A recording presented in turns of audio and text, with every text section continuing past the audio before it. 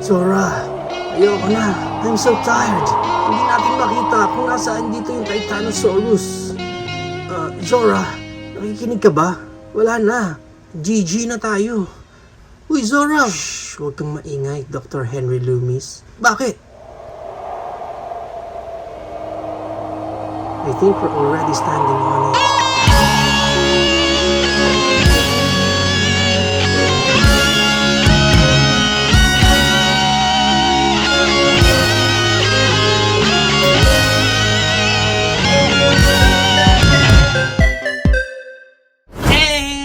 Here's the toy that we're going to review for today! Woohoo! Finally, may another sauropods na naman tayo sa ating collection. This one is the biggest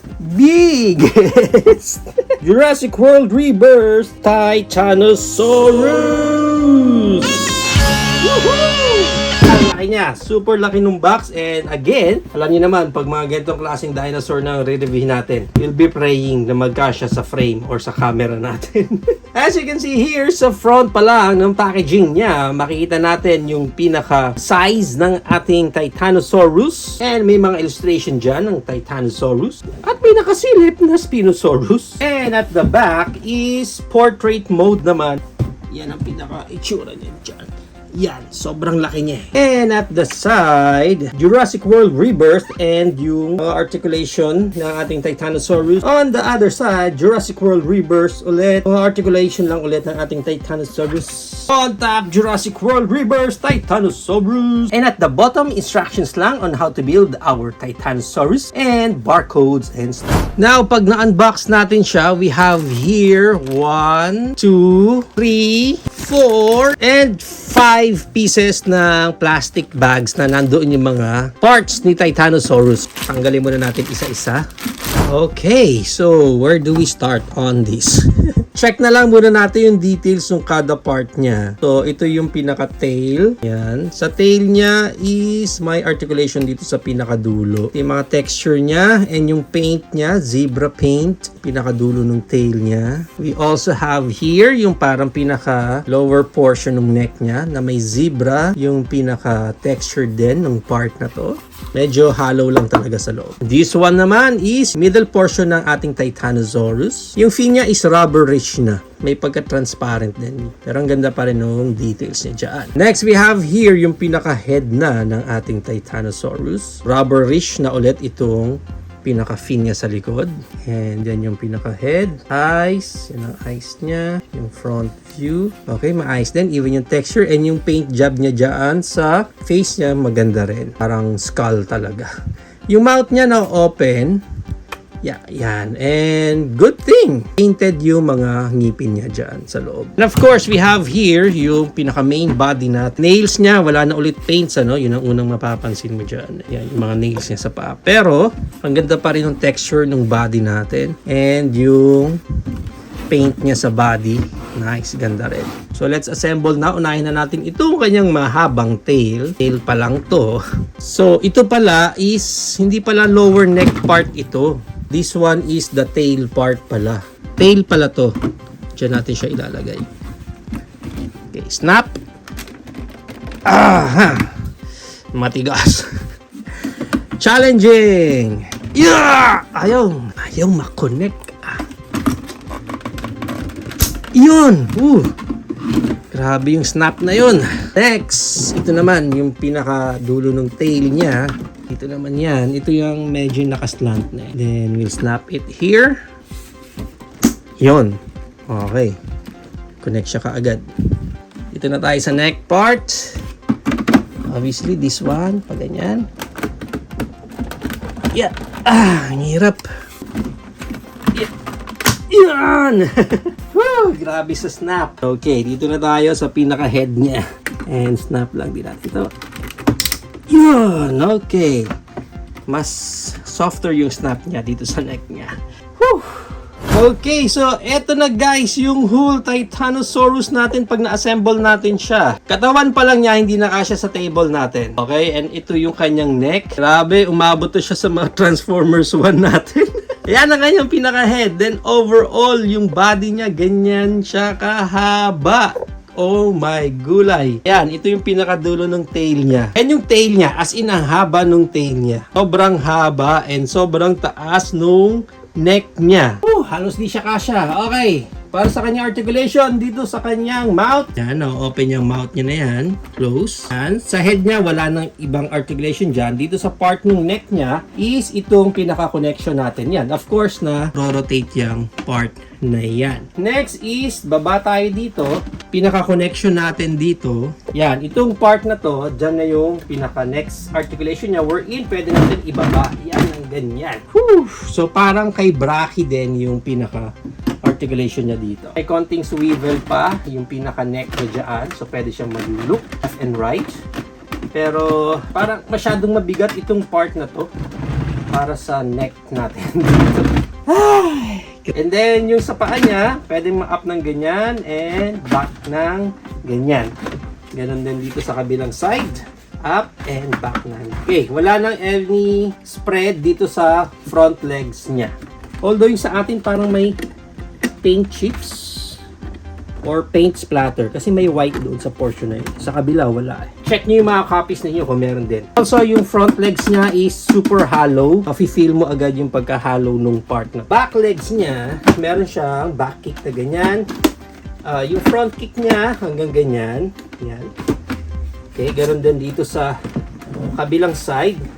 May back kick na ganyan and front kick na ganyan. Whew. Wala na rin any spread dito sa back legs niya. Next is dito sa kanyang tail. Yung pinaka-connection natin dyan, may up and may down. Of course, may swivel yan, left and right. And pwede rin ma-rotate yung part na yan. Next articulation niya is dito naman sa middle portion ng tail natin. May connection din tayo dyan. Pwede mo lang ma-rotate yung part na yan. Ang medyo awkward lang sa part na to is dapat ganyan yung pinaka-posing ng tail niya para hindi magmukhang awkward. So makikita nyo, straight talaga yung tail niya dapat ng pataas ng ganyan. Kasi kahit na bebend yan, medyo awkward na yung dating eh. Kasi masyado ng edgy yung tail niya. But, yun nga, masyado ng awkward dito and hindi na tama yung orientation ng pinaka-tail. Okay, eto na. Check natin yung pinaka-size niya. Hanggang sa pinaka-taas ng head. 34 inches. Yan. Yan sa floor. Pataas, pataas, pataas. 34 inches siya, guys. And, yung pinaka-haba niya naman. Yan, check natin ha. Grabe, hindi na talaga kasya sa camera natin. Sa dulo ng head niya hanggang sa dulo ng tail. 5 feet! Oh my gulay! 5 feet! 5 feet siya. Yan, hanggang dyan yung haba mismo ng ating Titanosaurus. Of course, para sa iba pa nating size comparison, we have here Dr. Henry Loomis. Okay, lagyan natin siya dyan. Yan, okay. And this one is si Zora. Pareho silang from the Rebirth Spinosaurus Danger Set. Yun sila. Ganun kalaki yung Titanosaurus natin. Of course, let's include na rin yung ating Rebirth Spinosaurus Danger Set. We also have here our legacy basic figure ng ating Velociraptor. Hammond Collection Triceratops, and our Hammond Collection T-Rex.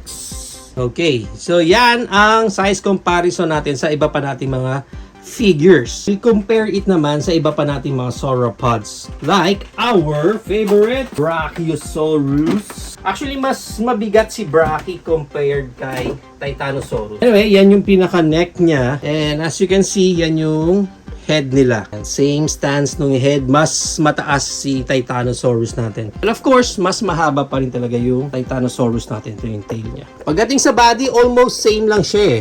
Wala kasi ako yung legacy lang na Brachiosaurus, yung first release nila nito.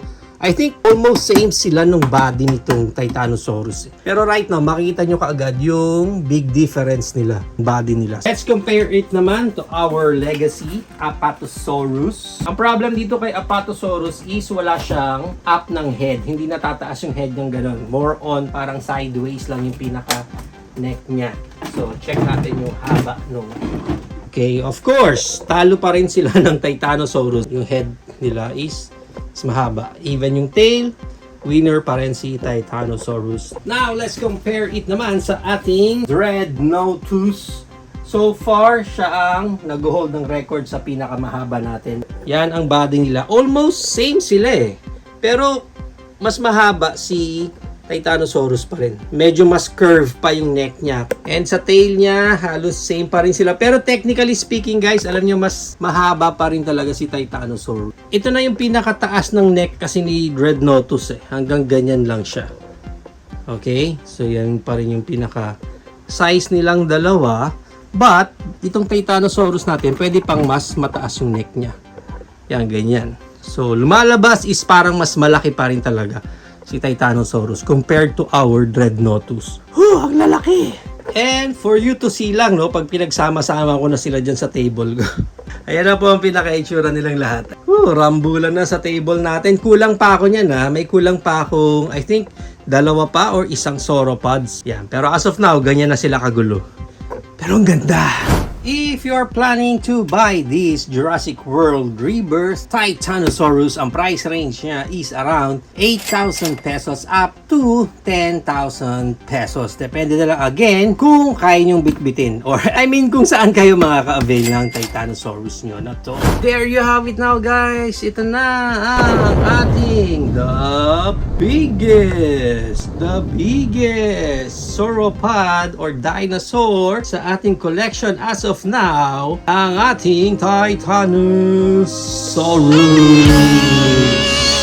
Sobrang laki niya guys and sobrang haba din niya. Hindi biro yung size nitong Titanosaurus na to. Although, may mga downside din naman siya for me. For example, itong mga fins niya dito, from the movie kasi is lumalabas to ng kusa, di ba? Hindi siya nakalabas lang ng regular na ganyan. So, it's like parang pwede siya mag-up and down. So, sana nilagyan nila ng ganong konting gimmick itong Titanosaurus na to na pwede natin mababa itong pinaka-fin niya rather than regular lang siya nakalabas ng ganyan. Although sa size niya na to and sa height niya, you can feel yung pagkahalo nitong figure natin dito. Especially pagdating dito sa legs niya, pag kinatok mo yan, rinig mo kaagad or alam mo kaagad na hollow lang yung pinaka loob niya. Although, yung pagkaka-execute naman sa kanya is maayos, yun nga lang, pagdating talaga sa mga ganitong klaseng figure or dinosaur is that may mga certain posing ka lang na pwedeng magawa sa kanya. Especially dito sa tail part niya. Hindi mo siya pwedeng ma-bend or ma-posing sa mas gusto mong posing. Kasi nga, medyo mahahalata na yung mga connection natin pag iniba mo ng position yung mga parts niya. But overall, for me, I'm a sauropod collector ng mga dinosaurs. So, I don't care sa mga downsides na yon as long as maidagdag ko itong giant na to sa collections natin.